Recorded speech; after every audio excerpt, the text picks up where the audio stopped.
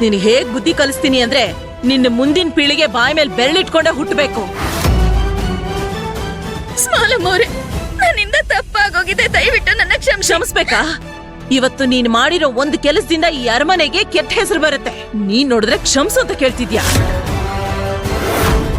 ಇವತ್ತಂತೂ ನಾನ್ ನಿನ್ಗೆ ಎಂತ ಗತಿ ಮಾಡ್ತೀನಿ ಅಂದ್ರೆ ನೋಡ್ತಾ ಇರು.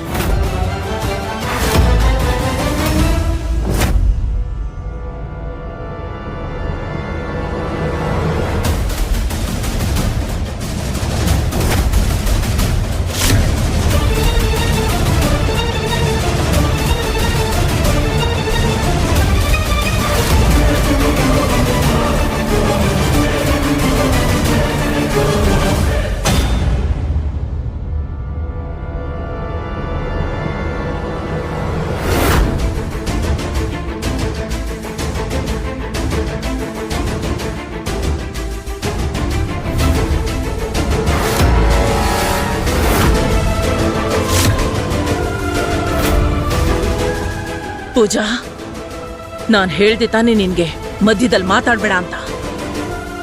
ಇವತ್ತಿವಳನ್ನ ನನ್ನಿಂದ ಯಾರು ಕಾಪಾಡಕ್ಕಾಗಲ್ಲ.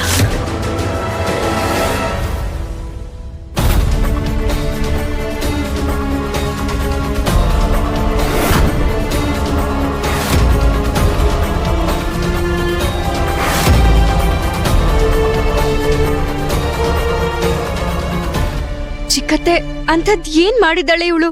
ಯಾಕೆ ಇಷ್ಟು ದೊಡ್ಡ ಶಿಕ್ಷೆ ಕೊಡ್ತಿದ್ದೀರಾ? ಅಯ್ಯೋ, ಇವಳನ್ನೇ ಕೇಳು. ಇವತ್ತಿವಳು ಮಾಡಿರೋ ಕೆಲಸದಿಂದ ಈ ಅರಮನೆ ಮರ್ಯಾದೆ ಎಲ್ರ ಮುಂದೆ ಮಣ್ಣು ಪಾಲಾಗ್ತಾ ಇದೆ. ಅದೇನ್ ಗೊತ್ತಾ ಸ್ಮಾಲ್ ಸೊಸೆ ಅವರೇ, ಹುಡುಗಿ ಬಂದಿದ್ಲಲ್ಲ ಪಾರ್ಟಿ ಬಗ್ಗೆ ಪ್ಲಾನಿಂಗ್ ಎಲ್ಲ ಮಾಡಕ್ಕೆ, ಅವಳು ಮನೆ ಫೋನಿಗೆ ಫೋನ್ ಮಾಡಿದ್ಲು. ಅವಳು ನಮ್ ಜೊತೆ ಕೆಲ್ಸ ಮಾಡೋದಕ್ಕೆ ಇಗ್ನೋರಿಂಗ್ ಮಾಡಿದಾಳೆ.